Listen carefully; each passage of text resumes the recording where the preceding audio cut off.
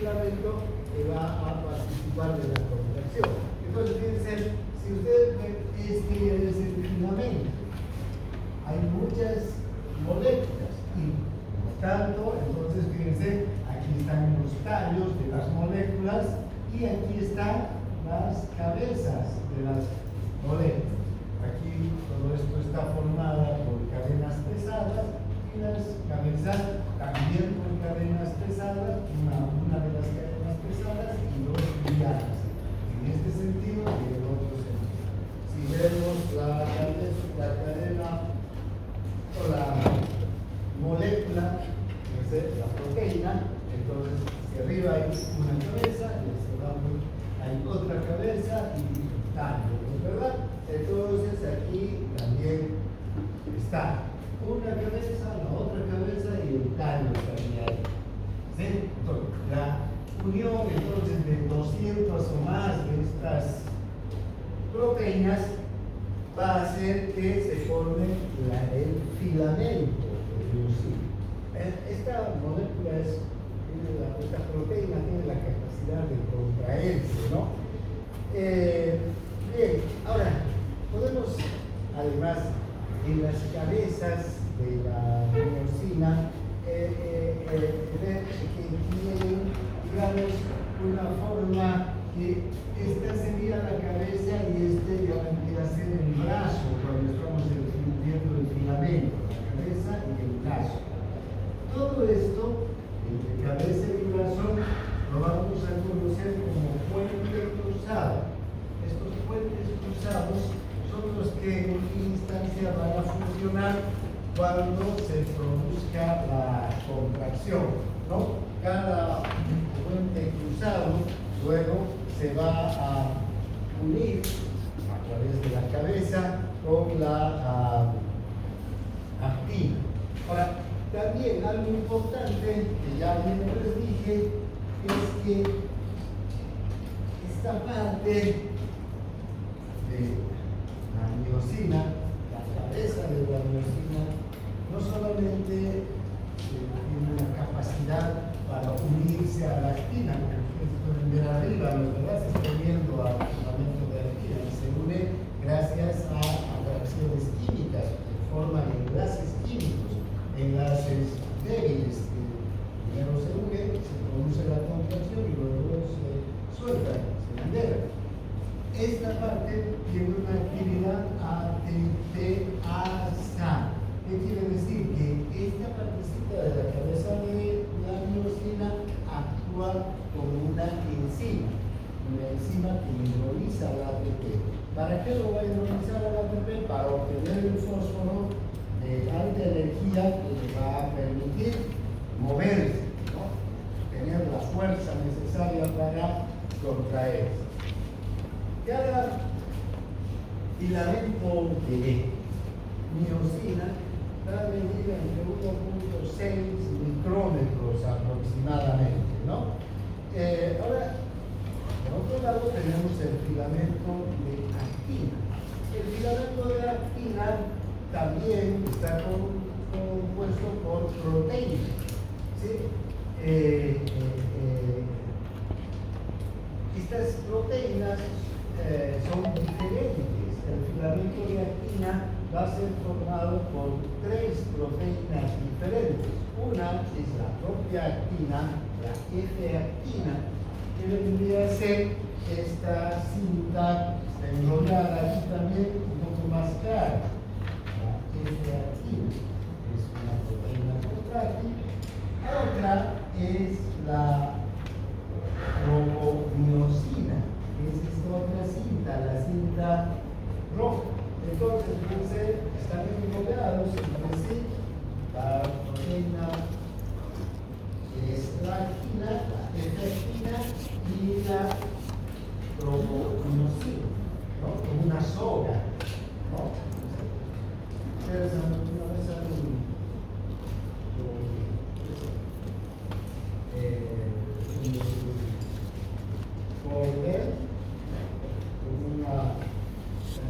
se dobla el hilo y después se enrolla entre sí exactamente igual, no debe ser. Además de la actina, la F-actina y la tropomiosina, la actina y la tropomiosina, están otras proteínas, estas que son la troponina. Este es un complejo, esta es una proteína que está formada por 3 subunidades. Estas son proteínas pequeñas de bajo peso molecular. ¿Sí? Esa es la troponina, un complejo de troponina, que tiene 3 subunidades. ¿Sí? La A, la I y la C. Así se denominan estas subunidades. Ahora bien, ¿ven? Todo esto entonces, F-actina, tropomiosina y el complejo de troponina forma la actina en general. Cuando hablamos de actina, nos estamos refiriendo a este complejo de proteínas, ¿no? 3 proteínas diferentes. Ahora, si ustedes observan, además en esta estructura, están estos puntos negros. Esas son zonas de la actina, de la F-actina, que tienen una capacidad de unirse desde el punto de vista químico, ¿con quién? Con la cabeza de la miosina. La cabeza de la miosina tiene atracción con estos puntos, que se llaman puntos activos. ¿Sí?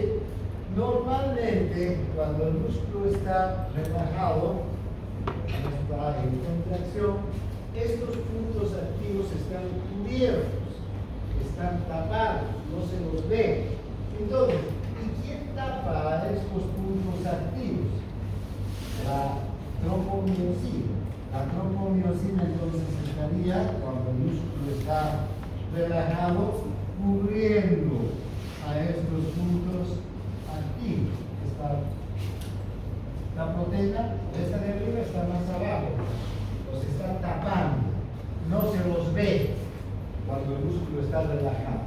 Cuando empieza la contracción, el calcio se va a unir a la subunidad C de la troponina. Esta unión del calcio en esta subunidad va a hacer que toda esta molecular cambie de configuración. Ese cambio de configuración va a hacer que la tropomiosina se retire, se desplaza entonces un poco más arriba y quedan expuestos los puntos activos. Al quedar expuestos los puntos activos, entonces la cabeza de miosina que está aquí, se va a atraer desde el punto de vista químico, se van a unir a la afinidad química y se va a desencadenar todo el proceso de contracción. Una vez que la miosina se une al punto activo, ¿qué va a ocurrir? En ese mismo instante la actividad ATPasa empieza a funcionar y al ATP lo convierte en ¿qué? En ATP y utiliza el fósforo de alta energía para la contracción. ¿Ven? Qué interesante. Ahorita estamos viendo entonces el filamento de actina, este filamento que lo vemos aquí, por ejemplo, ¿verdad? Ya lo estamos viendo al filamento de actina, pero sin el detalle, ¿no? Sin ese detalle de la F-actina enredada con la tropomiosina y la troponina y demás. Aquí ya lo podemos ver más en detalle. Entonces, ¿ven? Tenemos el filamento de actina, que tiene la F-actina, que es con 2 células de color más claro, que se van a unificar con la tropomiosina, ¿no?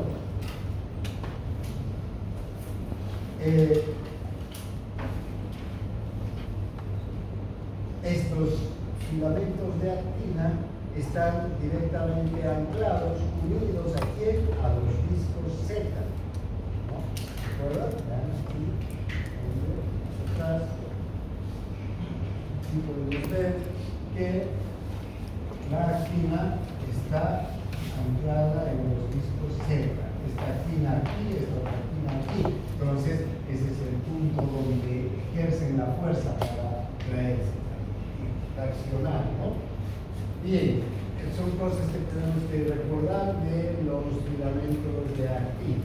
Luego, la molécula de troponina también es una proteína, tiene un peso molecular de 70.000, de 40 nanómetros, y está irradiado, entonces, ¿al lado de quién?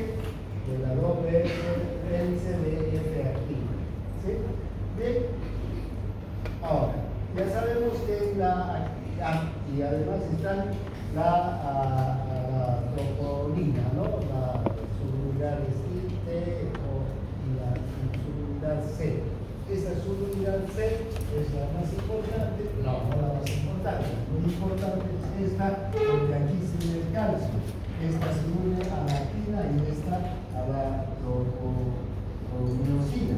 Cuando el calcio se une entonces a esta subunidad, hace que hay un cambio de conformación de toda la estructura y ayude a desplazar entonces a la tropomiosina, a desplaces, descubriendo los puntos activos. En este caso, si estamos viendo los puntos activos, quiere decir que está listo para la contracción, porque cuando el músculo está relajado, no se ven los puntos activos. Bien. Entonces, ¿cómo es la interacción de un filamento de miosina, unos filamentos de actina y los iones calcio para producir la contracción? Si hay un filamento de actina puro, sin la presencia del complejo troponina-tropomiosina, entonces el filamento de actina se va a unir intensamente a donde está, se va a unir a la cabeza de la miosina, si no hay la troponina ni la tropomiosina. ¿Verdad? ¿Por qué? Porque aquí está el punto activo y este punto activo tiene atracción química con la cabeza de la miosina. Pero, ¿qué ocurre durante la relajación? Ahí estos puntos activos están cubiertos. No hay, digamos, posibilidad de que se unan la cabeza de la miosina con el punto activo, ¿no? ¿Dónde estamos? Aquí. Entonces, el complejo troponina-tropomiosina entonces va a inhibir la contracción. Estando presente el complejo troponina-tropomiosina, cubre, tapa los puntos activos.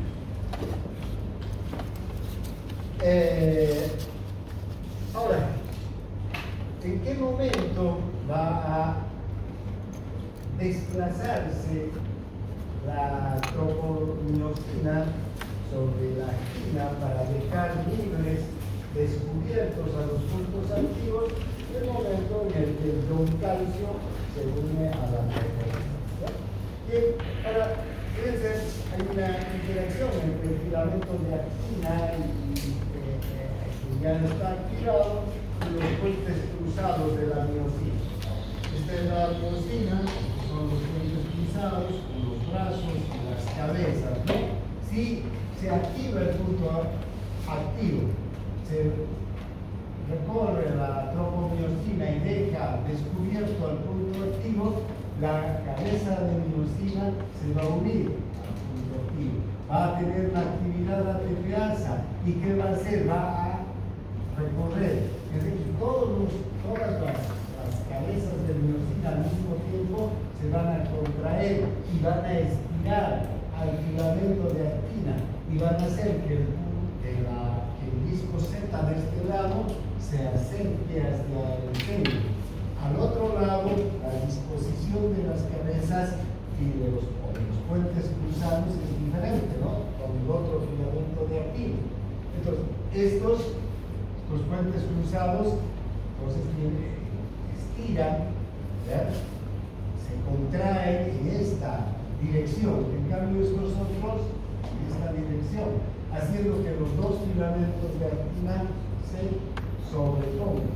Cuando hay el proceso de la relajación, se liberan las cabezas y los filamentos de actina nuevamente recorren, los discos Z vuelven a su sitio y se produce la relajación.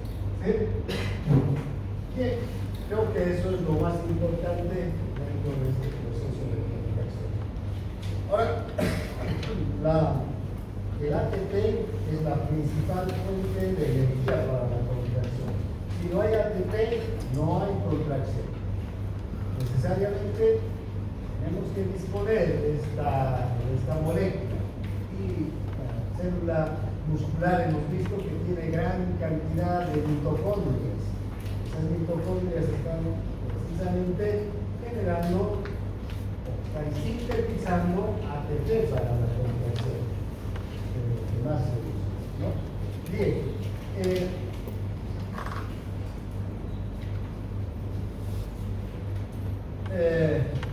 Los fenómenos químicos entonces en el movimiento de las dos cabezas de actina están dados precisamente, como les decía hace un momento, con la unión entre la cabeza de miosina y el punto activo. La cabeza de miosina se activa en su actividad ATPasa, hidroliza el ATP, utiliza el fósforo de alta energía para estirar a la actina y producir la contracción. Bien, ahora es algo interesante ver cómo hay un efecto de la superposición de los filamentos de actina y de miosina y la relación que tienen con la tensión del músculo cuando se contrae. Si ustedes observan esta gráfica, esta es una gráfica también de coordenadas cartesianas, se requiere las Y, las X, y en las Y vemos la tensión desarrollada por el músculo por el porcentaje de tensión que desarrolla el músculo durante la contracción. Y en el eje de las X, la longitud del músculo que cambia durante la contracción. Si ustedes ven en el punto D, que es el estado relajado, la longitud del músculo, ¿no?,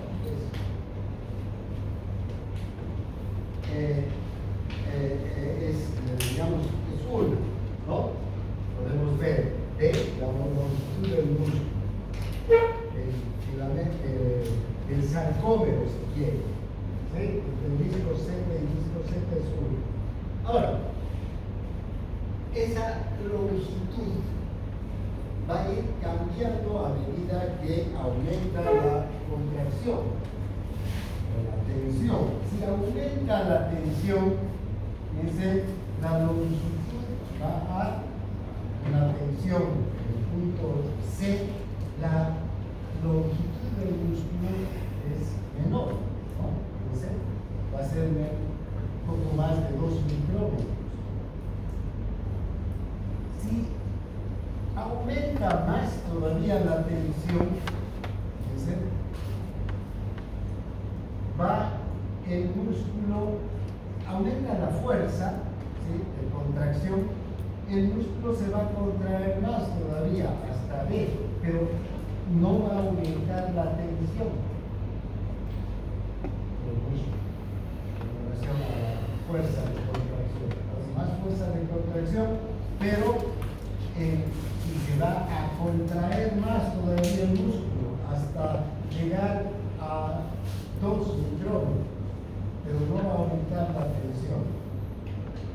Si aumenta todavía la fuerza de contracción, va a disminuir la tensión, pero el músculo se va a cortar más todavía. 1.6 newton.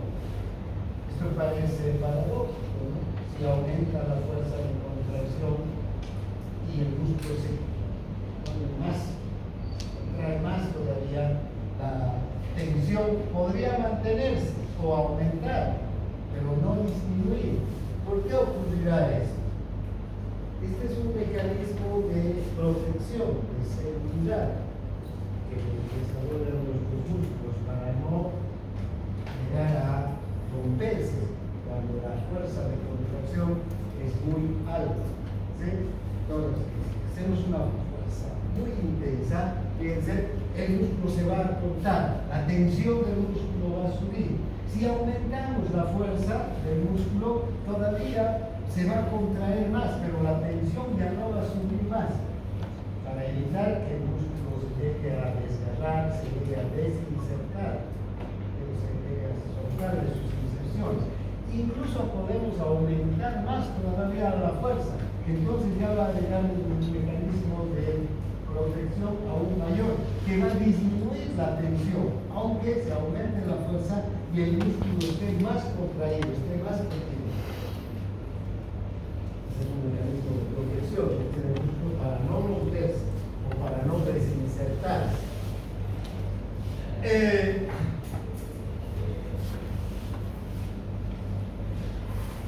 Lo que les decía, ¿no? Otra gráfica. ¿Qué relación hay entre la velocidad de contracción con la carga que tiene que soportar el peso que tiene, o la fuerza que tiene que soportar desarrollar un músculo? Un músculo se va a contraer rápidamente cuando hay una carga nula, cuando la carga es pequeña, cuando no hay gran carga, ¿no? Si yo tengo que alzar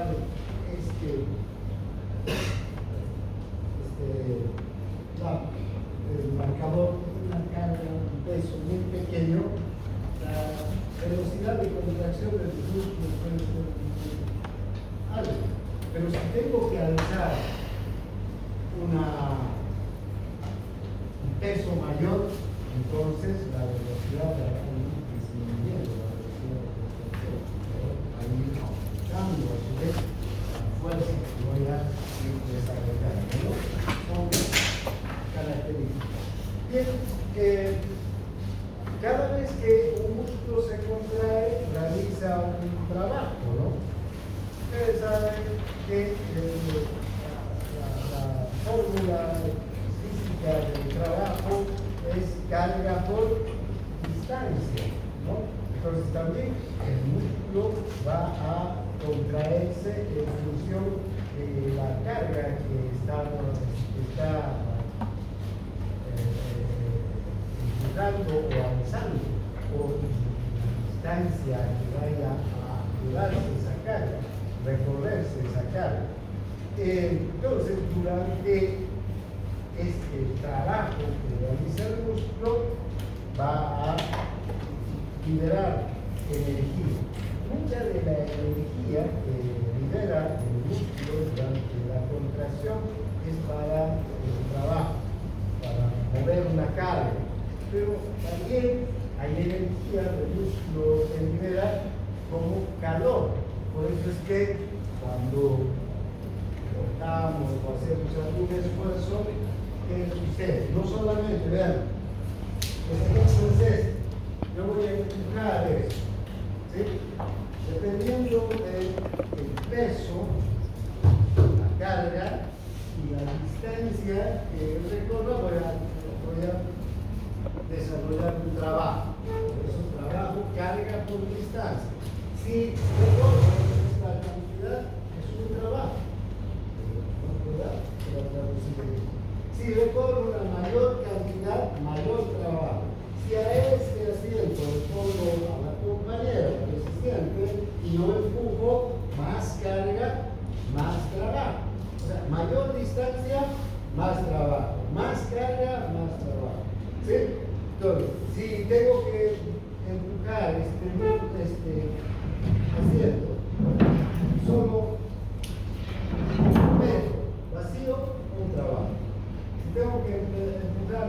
3 metros vacíos, un trabajo mayor. Si tengo que empujar los 3 metros con la compañera sentada, mayor trabajo todavía. Ahora, entonces la energía que libera un músculo cuando hace ese trabajo, ¿ven? Una buena parte de la energía es para mover, para el trabajo en sí. Pero hay otra parte de la energía que libera como calor. Por eso cuando hacemos alguna actividad física, un esfuerzo que más se produce en nuestro organismo, sube la temperatura. Y al subir la temperatura no va a desarrollar hipertermia.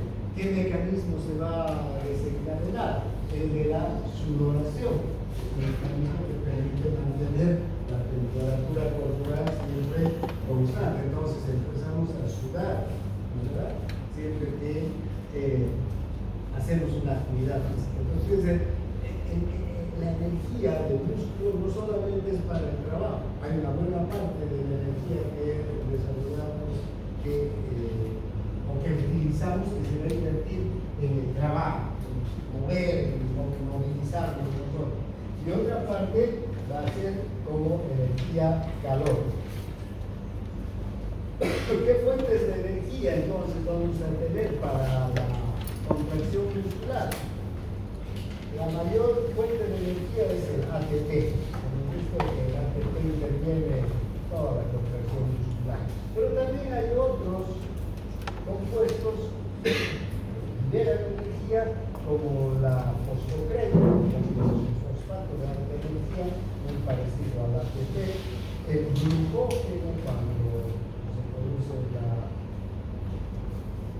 glucólisis, ¿no? El glucógeno también puede ser capaz de liberar energía a partir del ácido pirúrico, del ácido láctico, y el metabolismo oxidativo también, cuando el oxígeno va a entrar en contacto con los productos finales de la glicólisis y va a producir a su vez ATP. ¿Qué es la eficiencia de la contracción muscular?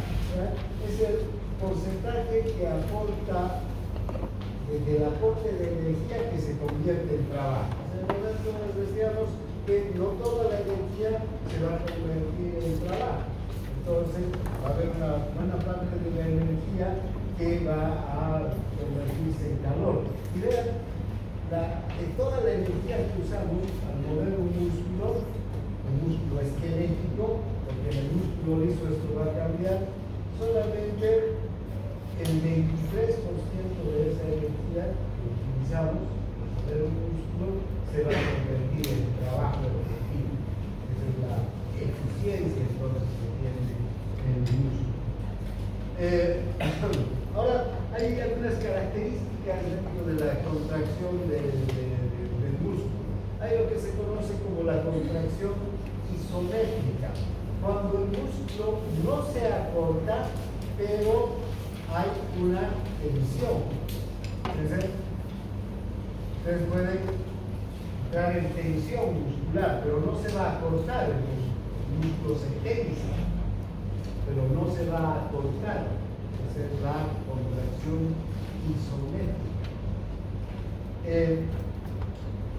En cambio, la contracción isotónica es cuando el músculo se acorta, pero la tensión del músculo, como hemos visto hace un momento, permanece constante o incluso puede disminuir la tensión del músculo durante la contracción. Porque lo que vamos a ver, bueno, son contracciones isotónicas o isométricas. Bien, ¿qué otras cosas? Hay fibras musculares que son rápidas y fibras musculares que son lentas, ¿no?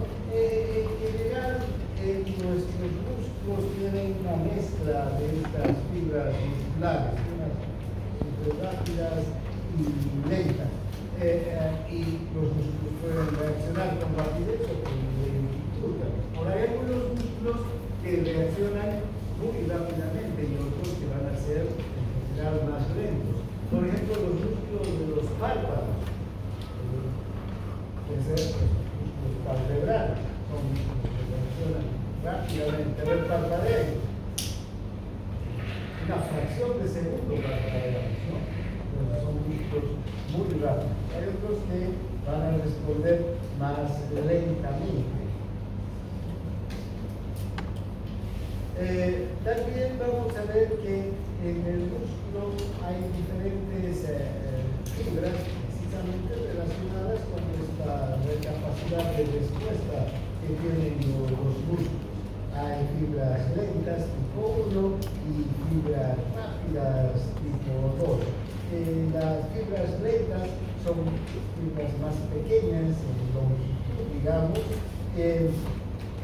También las fibras nerviosas que inervan a estos músculos son más pequeñas, más delgadas. Recuerdan, ayer hablábamos ya ayer, ¿no? De el grosor de las fibras nerviosas y la capacidad de velocidad de transmitir un estímulo. Cuanto más gruesas son, más rápido transmiten el estímulo. Si son mielinizadas, más rápido todavía. Las delgadas no mielinizadas transmiten el estímulo de forma muy lenta, ¿no? En general, bueno, las fibras que van al músculo todas son mielinizadas, pero hay algunas que son más rápidas, hasta 100 metros por segundo, y otras más lentas, hasta 80, 75 metros por segundo, ¿no? Velocidad de transmisión del estímulo. Estas fibras lentas son las que confieren el color rojizo al músculo. ¿Por qué? Porque tienen mucha mioglobina. Ahora, en general, los músculos tienen una mezcla de fibras rápidas y lentas, excepto en algunos que pueden ser músculos que responden muy rápidamente al estímulo y otras que son más lentos, como los músculos de la columna axial, por ejemplo. Las fibras rápidas son fibras grandes, ¿no? Tienen un retículo endoplásmico extenso con carbohidratos, calcio. Ojo, aquí se dice, ¿no? ¿Qué ion sería ese? ¿No? Falta la A. Ustedes pónganle la A, porque si no pareciera el ion carbono. Esto está mal. Por eso no se confienden las diapositivas que sacan fotos. Calcio, los calcios, ¿no? Tienen muchas enzimas glucolíticas para producir la glucólisis y la energía necesaria para la contracción, ¿no? Grandes cantidades entonces de este tipo de enzimas, porque la contracción rápida requiere que cada vez se esté hidrolizando el ATP, porque cada vez que se produce una contracción, las cabezas de miosina se van a unir a la actina, y al unirse a la actina para la contracción, ¿qué van a desarrollar? Actividad ATPasa para obtener ATP. Entonces, como aquí se derrocha, digamos, el ATP, ¿no? Tiene una vascularización extensa y son más blanquecinos. Bien. Ahora, estas son características generales del músculo, que no me quiero detener, pero vengo a ver más en histología. Ahora vamos a ver la mecánica de la contracción del músculo esquelético. Fíjense, lo primero que tenemos que entender, para entender bien la mecánica de la contracción del músculo esquelético, es que, ¿qué es la unidad motora? Esta unidad motora también se suele llamar unión neuromuscular.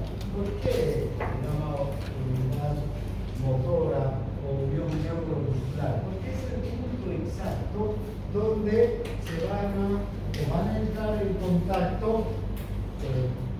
nervio, ¿sí? Terminal nervioso, el axón, con el músculo. ¿Sí? Esta unión neuromuscular entonces es el lugar donde se va a transmitir el impulso nervioso, ese impulso nervioso que viene con un potencial de acción. Por eso el nervio se va a convertir en ¿qué? En una contracción. Que ese impulso nervioso va a ir al músculo para qué? Para que el músculo se contraiga. Aquí también se van a desarrollar potenciales de acción, pero no ya no para transmitir, sino para el músculo se contraiga. Entonces, esta unión neuromuscular es importante.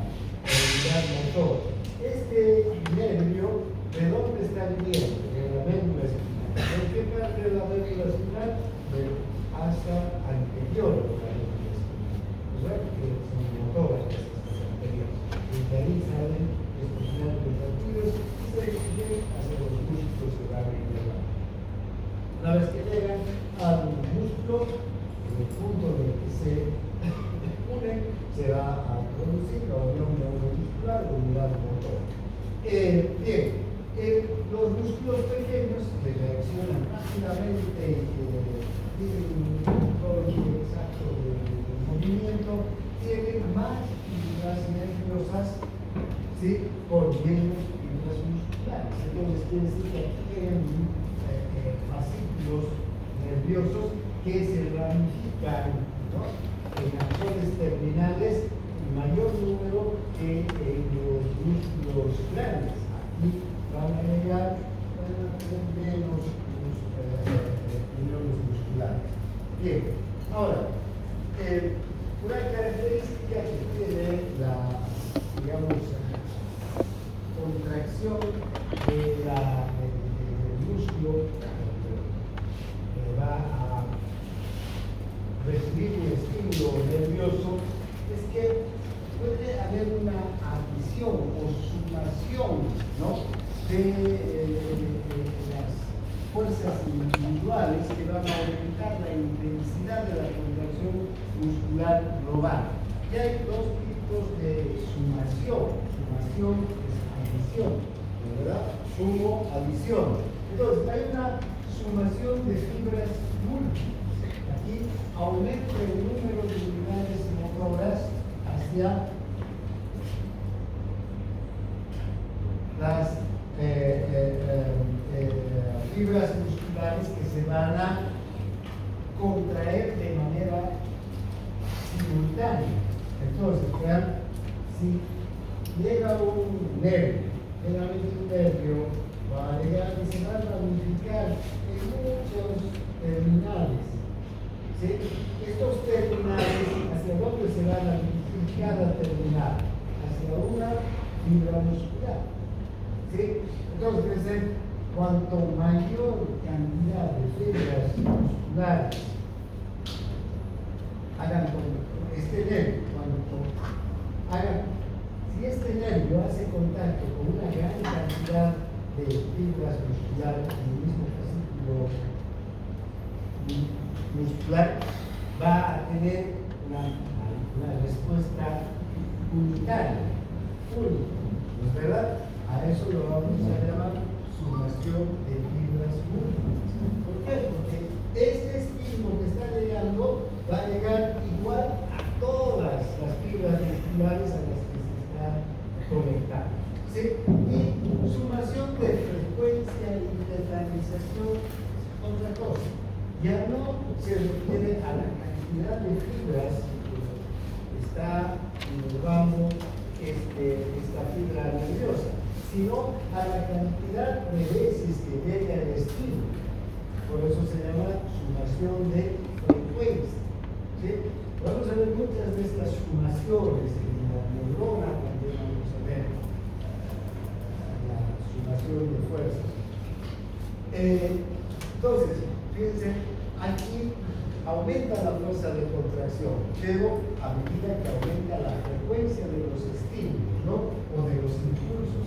Llega un potencial de acción, inmediatamente llega otro, inmediatamente llega otro, inmediatamente llega otro y mantiene la fuerza de contracción por mucho tiempo.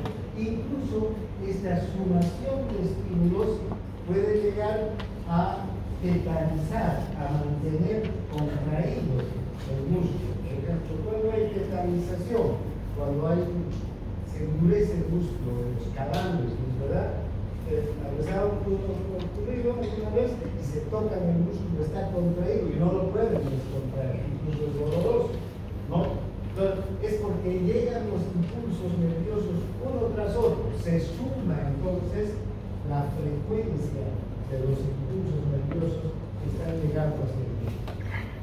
En el caso de la sumación de fibras múltiples, es que muchas fibras terminales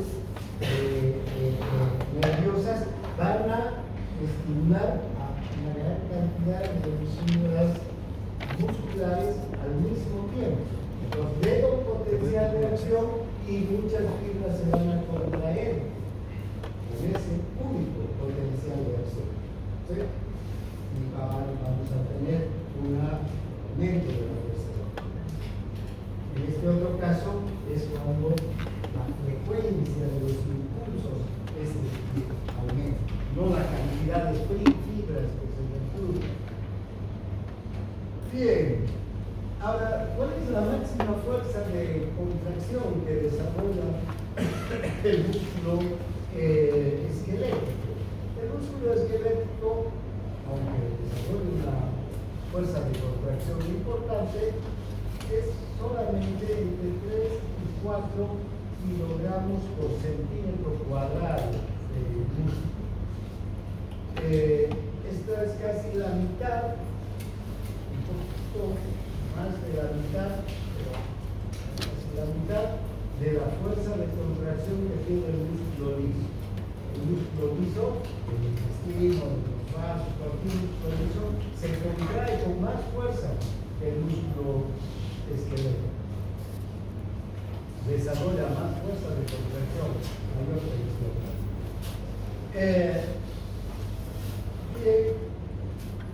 Ahora, el músculo tiene un tonismo, un tono.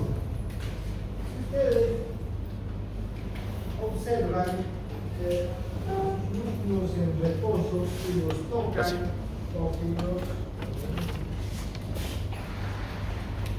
Son reposo, porque hay una musculatura muy grande, pero desde si yo toco, siento que el músculo se deprime, ¿sí? Hundo mi dedo sobre el músculo, pero retiro inmediatamente, vuelve a su normalidad. Ese es un tonismo normal. Quiere decir que el músculo tiene un estado de semicontracción permanente. ¿Sí? Entonces voy a tocar, suelto. Además, al tocar hay una resistencia del músculo. Ahora, ese tonismo puede aumentar en un estado de contracción, digamos, cuando hay este estado de tetanización. Por ejemplo, nosotros tocamos un músculo tetanizado y ¿qué vamos a sentir? Dureza. No vamos a poder aplastar con la fuerza con la facilidad con la que refiero mi músculo. ¿Ya? Siento la resistencia, pero no es que no puedo. Por el otro extremo, el músculo puede ser hipotónico también. Entonces, cuando toco, es un músculo como si estuviera tocando esta camisa. Lo deprimo y se va a quedar deprimido el músculo, porque no va a tener una respuesta de contracción. ¿Sí? A eso lo vamos a llamar tonismo. Todos los músculos tienen un tono muscular. Incluso cuando los músculos están en reposo, hay una cierta cantidad de tensión. Ese es el tono muscular. Y podemos comprobarlo tocando nuestros músculos. Bueno, hay una resistencia a la represión y cuando terminamos, levantamos el dedo, inmediatamente el músculo vuelve a su estado. En el hipertonismo vamos a tener un músculo que no lo podemos deprimir duro como una piedra. En el hipotonismo, en cambio, es como una TEA, ¿no? Finalmente hay una fatiga muscular. Los músculos se pueden fatigar, aunque los músculos reales son capaces de resistir grandes cantidades de trabajo, responder, ¿no?, a los estímulos más intensos. Deportista o cualquiera de nosotros puede desarrollar una actividad muscular incluso mayor de la que creemos que podemos hacer en un momento determinado. Sin embargo, una contracción prolongada o una contracción intensa puede dar lugar a la fatiga del músculo, es decir, que el músculo ya no responda. Esta fatiga, en el caso del músculo, tiene que ver directamente con el uso de material energético que dispone del músculo. ¿Cuál es su principal fuente de energía? El glucógeno muscular. Verán que cuando nos alimentamos, este alimento se convierte en glucosa, la glucosa ingresa al organismo, se lo utiliza para muchas actividades. Una parte de esa glucosa, otra parte se va al hígado y se va a convertir en glucógeno hepático. El glucógeno es una molécula grande, un polisacárido grande que está formado por moléculas de glucosa. Ese glucógeno actúa como reserva, ¿sí? Ahí se almacena la glucosa en el hígado. ¿Para qué? Para las funciones del organismo cuando no estamos comiendo. Y otra buena parte de la glucosa se va al músculo y se almacena como glucógeno muscular para que cada músculo disponga de energía suficiente para realizar todas las actividades que realizamos mientras estamos en ayuno. ¿Quiénes no han desayunado ahora? No han desayunado, pero sin embargo se están moviendo.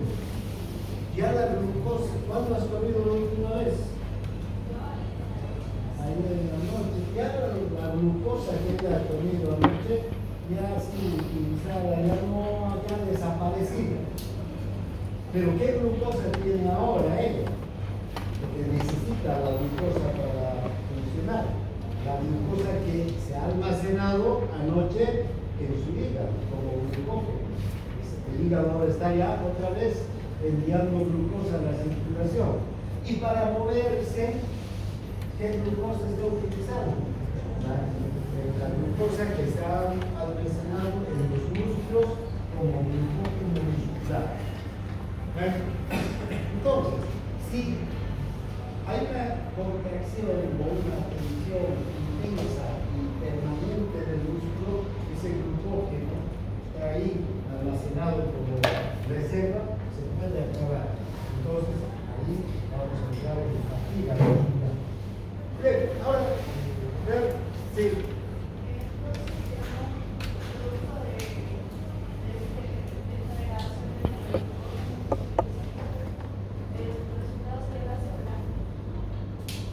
No, el glucógeno no. El ácido láctico, el ácido piúrico, el ácido láctico va a ser como consecuencia de la degradación de la glucosa. ¿Y el glucógeno qué es? Muchas moléculas de glucosa están almacenadas. Ahora después el músculo o cualquier otra célula va a utilizar la glucosa. Ahí es donde va a venir un proceso metabólico que se llama la glucólisis. La glucólisis termina en ácido piruvítico o ácido, ¿verdad?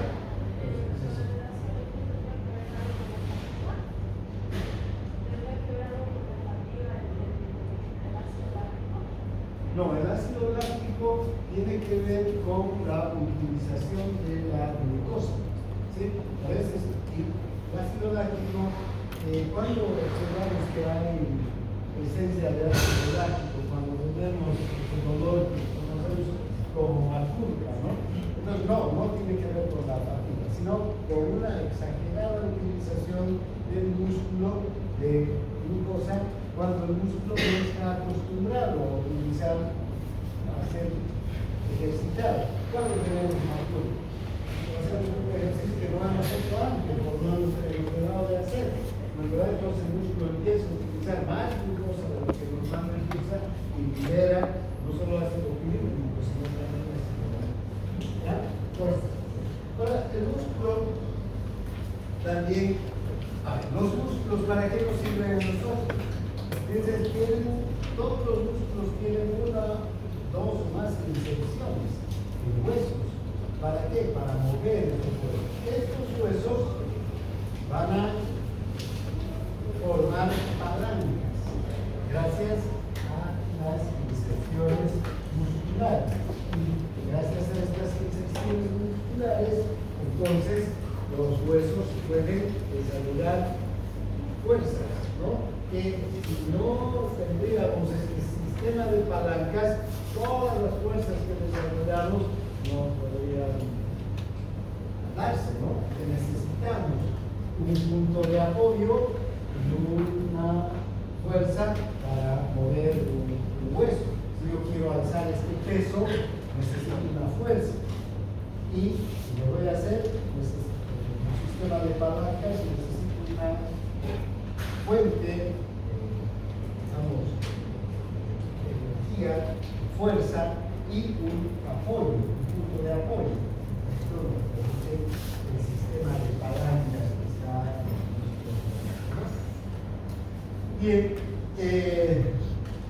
ahora, en todo nuestro organismo tenemos músculos que hacen acciones contrarias entre sí. Si un músculo permite un movimiento, otro músculo permite el movimiento contrario. Por ejemplo, hay músculos extensores y hay músculos flexores, ¿no? Ahora, los extensores actúan como músculos activos, son músculos agonistas.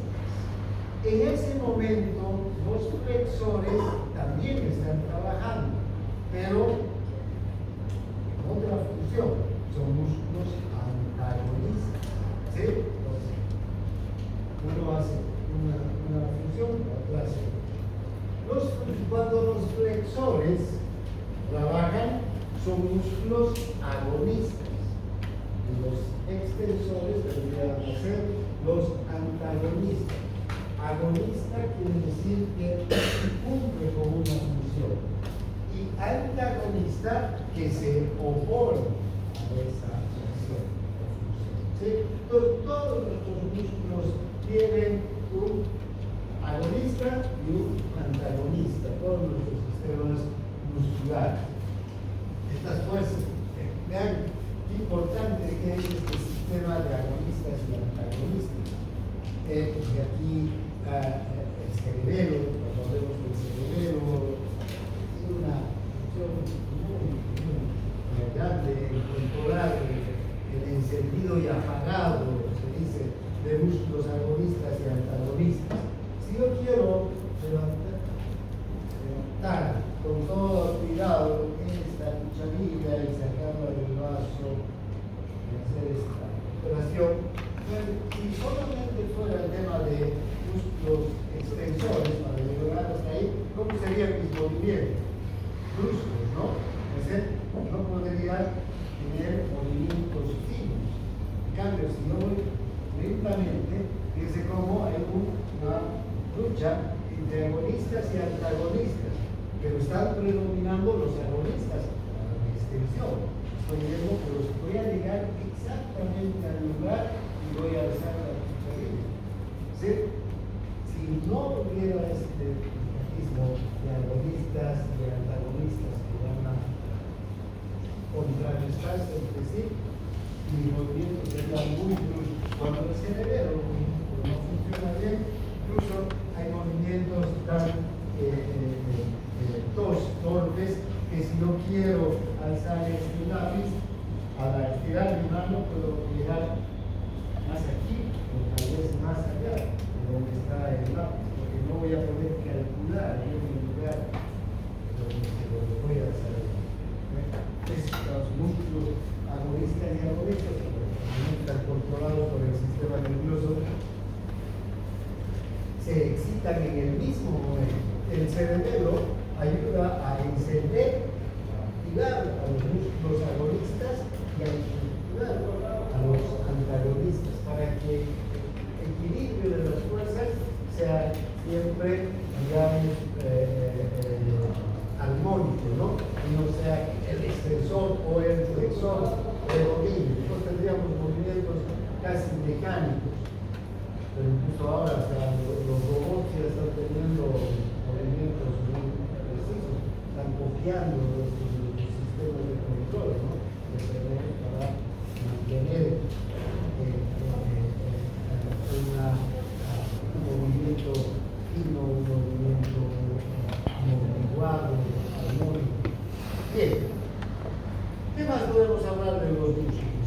Los músculos se pueden remodelar para adaptarse a una función. Vean, si yo tengo una masa muscular magra, poco músculo, pero desde mañana me dedico a hacer pesas todos los días,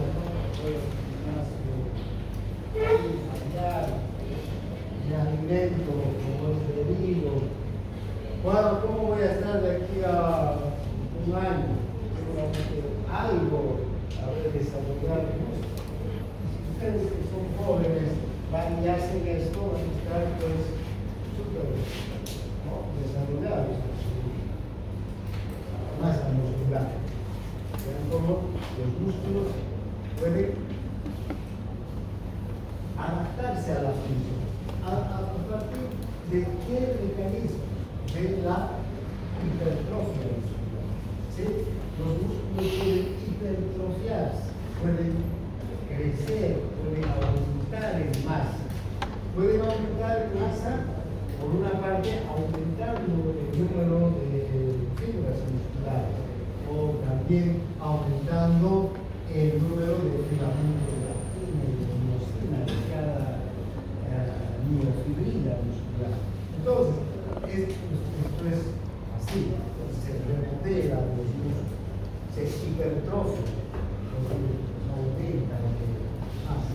Pero también puede haber la atrofia.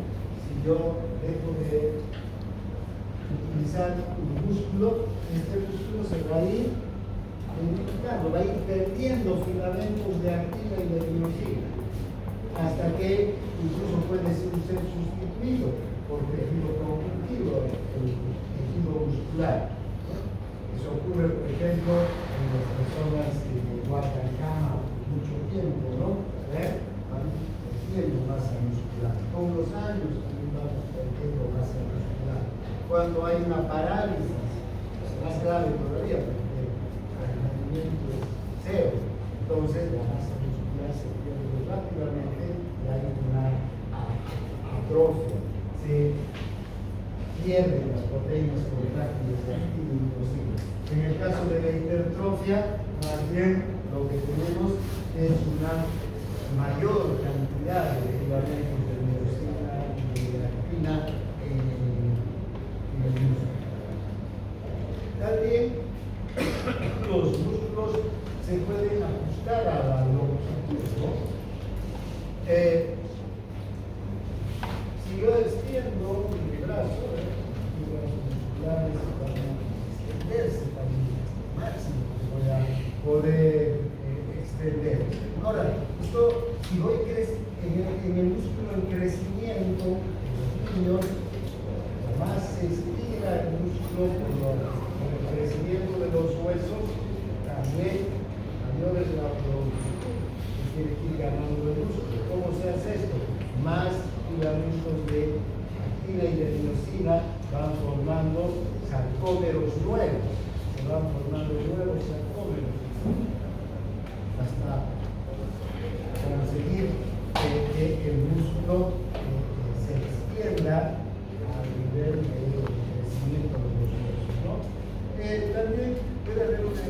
displasia de las fibras musculares.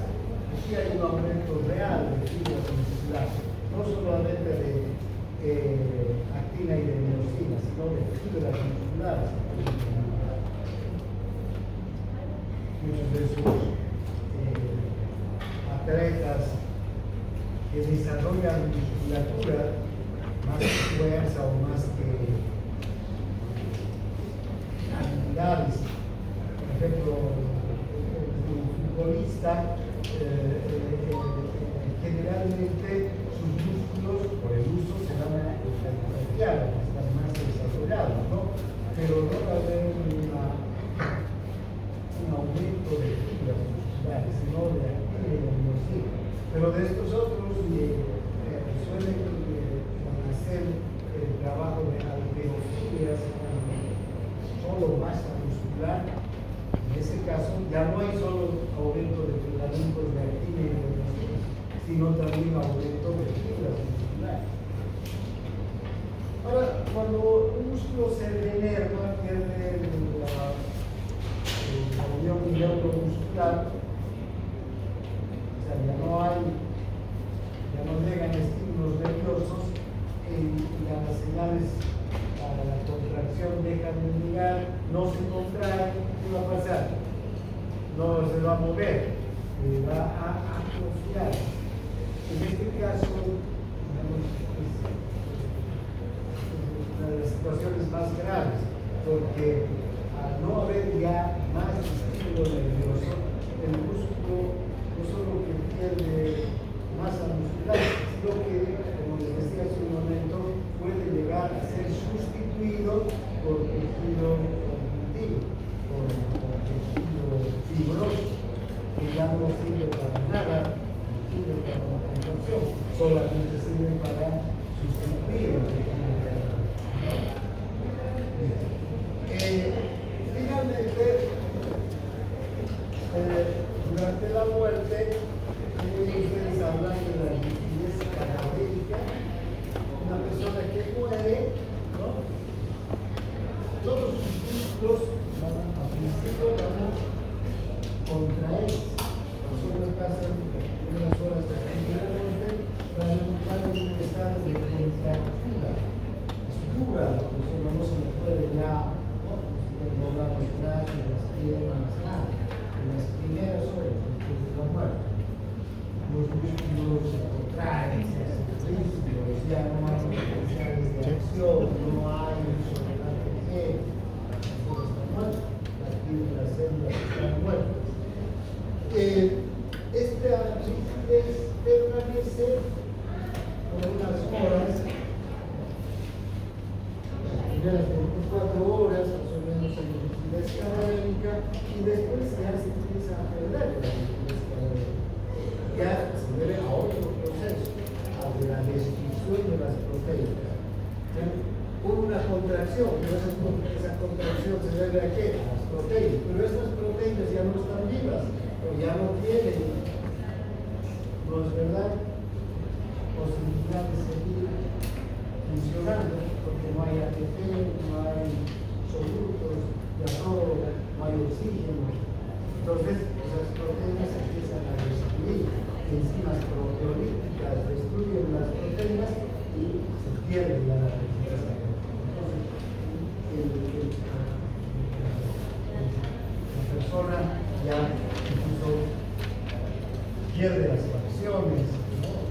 Vamos a ver un hipotonismo total. Bueno, bien, hasta aquí hoy día. Mañana vamos a ver la excitación del músculo esquelético. Ya